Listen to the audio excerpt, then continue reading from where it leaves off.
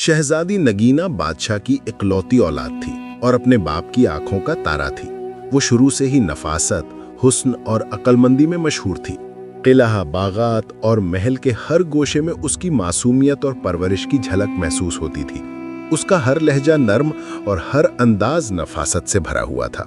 जब वो छोटी थी तो महल की दाइयाँ और उस्तानियाँ उसे कुरान मजीद और इस्लामी तालीमात सिखाती, दुआओं के साथ परवरिश करती और अल्लाह पर भरोसा करना, सब्र और शुक्र की अहमियत समझाती। इसीलिए जब वो बड़ी हुई तो सिर्फ हुस्न और शान में ही नहीं बल्कि दीनदारी और अक्लमंदी में भी बेमिसाल हो गई। बादशाह और मलिका उसकी शादी की फिक्र में पड़े हुए थे। ये उनका हक भी था कि अपनी लाडली बेटी के लिए नेक और लायक शोहर तलाश करें। लेकिन मसला ये था कि पड़ोसी मुल्कों से दो रिश्ते आए और दोनों अलग अलग शख्सियतों के मालिक थे। एक का नाम शहजादा शानदार था, जो नेक दिल, बहादुर, अक्लमंद और सूरत व सीरत में कमाल था। उसका मुल्क खुशहाल था, वहाँ की रियाया अमन और राहत में जी रही थी।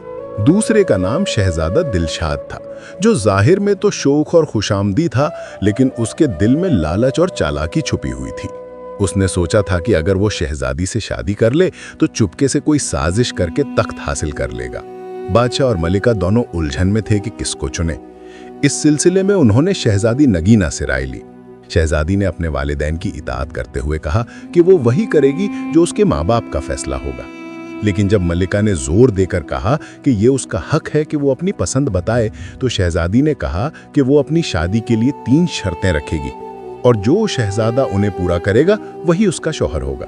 ये सुनकर मलिका हैरान रह गई। शर्तें ये थीं कि पहला तो ये कि वो ऐसे तालाब में तैरे जिसमें एक आदमखोर मगरमच्छ रहता है।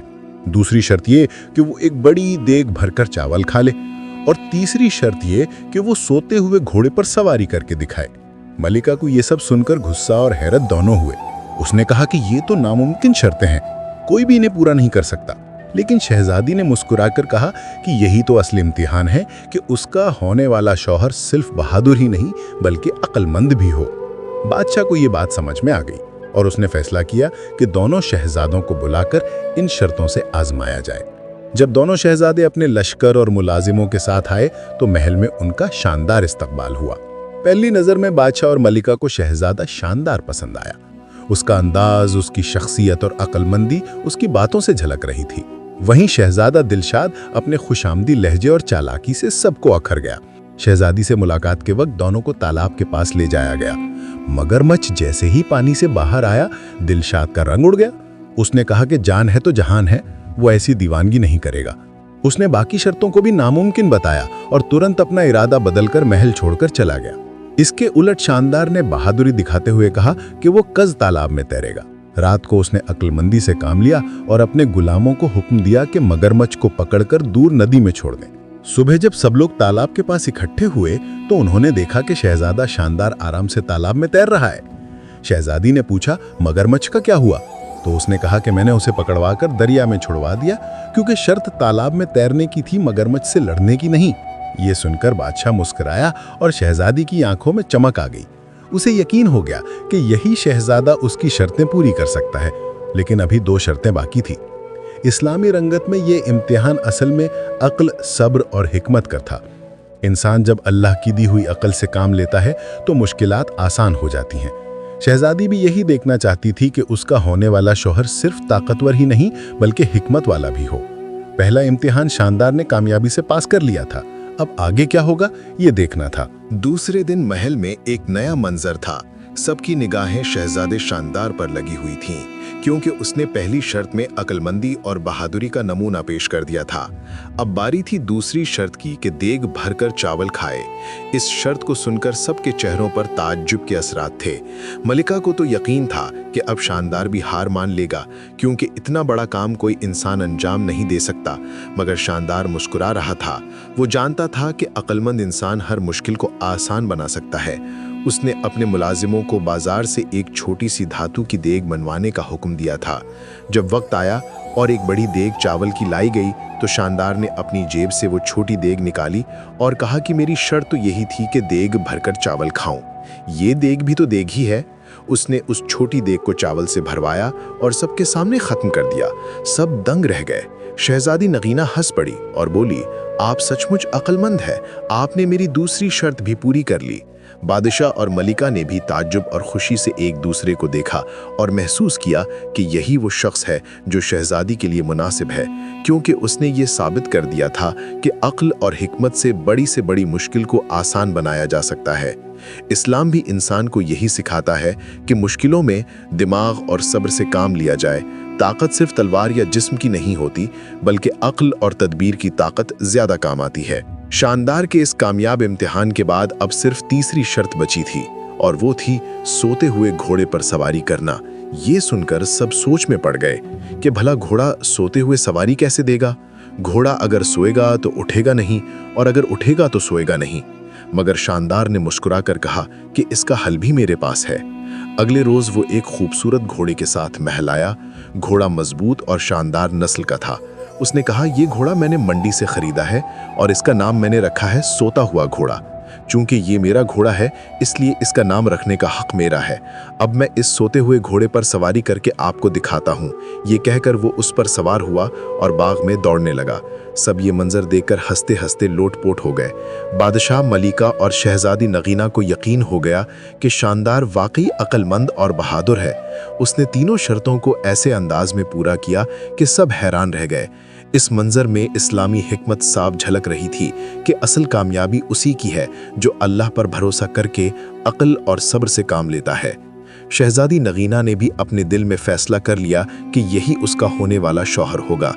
उसने कहा, अब्बा हुजूर, हमने ये शर्तें इसलिए रखी थीं ताकि हमें ऐसा शख्स मिले जो सिर्फ बहादुर नहीं बल्कि अक्लमंद भी हो। अल्लाह का शुक्र है कि हमें ऐसा शहजादा मिल गया है। बादशाह और मलिका ने राहत की सांस ली और शादी की तैयारियों का ऐलान कर दिया। महल में खुशियां बिखर गईं, लेकिन यहाँ एक और सबक छुपा था। दिलशाद की चालाकी और लालच की पोल खुल चुकी थी। उसने नामुमकिन समझकर हार मान ली, जबकि शानदार ने हिकमत से काम लेकर नामुमकिन को मुमकिन बना दिया। इस मंजर को देखकर सबने ये समझा कि इंसान को मुश्किल हालात में मायूस नहीं होना चाहिए, बल्कि अल्लाह पर भरोसा रखते हुए अक्ल और सब्र से काम लेना चाहिए। जब ये खबर मुल्क में फैली तो रियाया ने भी राहत की सांस ली कि उनकी शहजादी का निकाह एक ऐसे शख्स से होगा जो नेक, अक्लमंद और बहादुर है। शादी से पहले ही शानदार की अक्लमंदी ने उसका नाम रोशन कर दिया। मुल्क में महफिलें सजने लगीं, चिरागा हुआ, बाजारों में मिठाइयां बंटी और हर जगह खुशियों की लहर दौड़ गई। बादशाह ने ऐलान किया कि निकाह कुरान और सुन्नत के मुताबिक सादगी से होगा, क्योंकि इस्लाम फजूल खर्ची और दिखावे को पसंद नहीं करता। मलिका ने भी ये बात मान ली और शहजादी नगीना को समझाया कि असल खुशी शादी की सादगी और नेकी में है।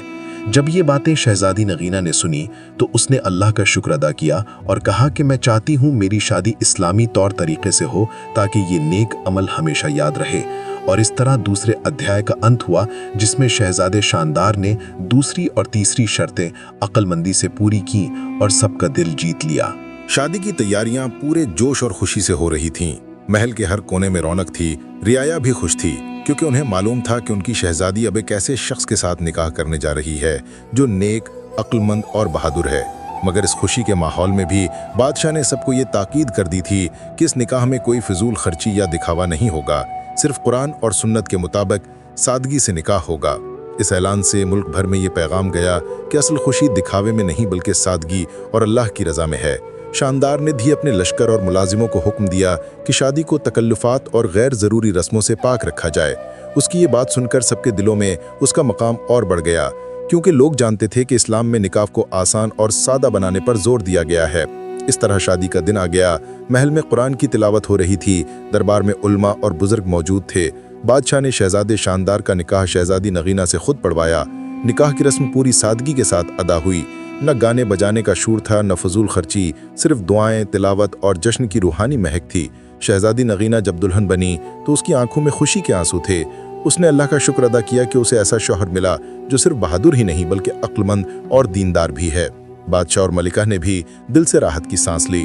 शादी के बाद महल में दावत हुई, लेकिन वो भी बहुत सादी। गरीबों और यतीमों में खाना बांटा गया। ये इस्लामी तालीम का हिस्सा था कि खुशी के मौके पर गरीबों को याद रखा जाए। शानदार और नगीना दोनों ने ये यकीन दिलाया कि उनकी ज़िंदगी इंसाफ, रहमदिली और अल्लाह के हुक्मों के मुताबिक गुजरेगी। उनकी शादी ने रियाया को यह सबक दिया कि असल कामयाबी दौलत, ताकत या दिखावे में नहीं बल्कि अक्ल, सब्र और अल्लाह पर भरोसा करने में है। दिलशाद जो लालच और चालाकी में डूबा हुआ था वो नाकाम रहा। उसकी इस हार से सबको सबक मिला कि चालाकी और लालच इंसान को कहीं नहीं ले जाते, बल्कि उसे शर्मिंदगी और नाकामी का सामना करना पड़ता है। शहजादे शानदार ने यह साबित कर दिया कि जो इंसान अल्लाह पर भरोसा करता है और अक्लमंदी से काम लेता है, उसके लिए हर मुश्किल आसान हो जाती है। शादी के बाद दोनों की जिंदगी खुशी और चैन से गुजरने लगी। मुल्क में अमन और राहत की लहर दौड़ गई। बादशाह बूढ़ा होकर अपने तख्त को शानदार को सौंपने लगा और शानदार ने भी रियाया के साथ इंसाफ और रहमदिली का सलूक किया। लोग उसके हुक्मरानी में खुशहाल हो गए। शहजादी नगीना ने भी अपने शौहर का साथ दिया और दोनों मिलकर मुल्क को जन्नत का एक गोशा बना दिया। इस्लामी अदब और इंसाफ की बदौलत मुल्क में कोई भूखा न रहा, कोई यतीम बेसहारा न रहा। हर मजलूम को इंसाफ मिला और हर अमीर को अपने माल का हक अदा करना पड़ा। शानदार ने हर मौके पर यह साबित किया कि अक्लमंदी और बहादुरी जब दीनदारी के साथ मिलती है तो इंसान हर मंजिल को पा लेता है। उनके किस्से और उनके काम मुल्क की सरहदों से बाहर तक मशहूर हो गए। दूसरे मुल्कों के लोग भी उनकी हुकूमत की मिसालें देने लगे। इस तरह शहजादी नगीना और शहजादे शानदार का किस्सा हमेशा के लिए यादगार बन गया। ये किस्सा सिर्फ एक शादी का नहीं, बल्कि अक्ल, सब्र, अल्लाह पर भरोसे और इस्लामी तालीमात का नमूना था और आने वाली नस्लों को ये सबक देता रहा कि इंसान को अपनी ज़िंदगी में हर मुश्किल का सामना अक्ल, हिम्मत और दीनदारी से करना चाहिए, क्योंकि जो अल्लाह पर भरोसा करता है, अल्लाह उसके लिए राहें आसान कर देता है।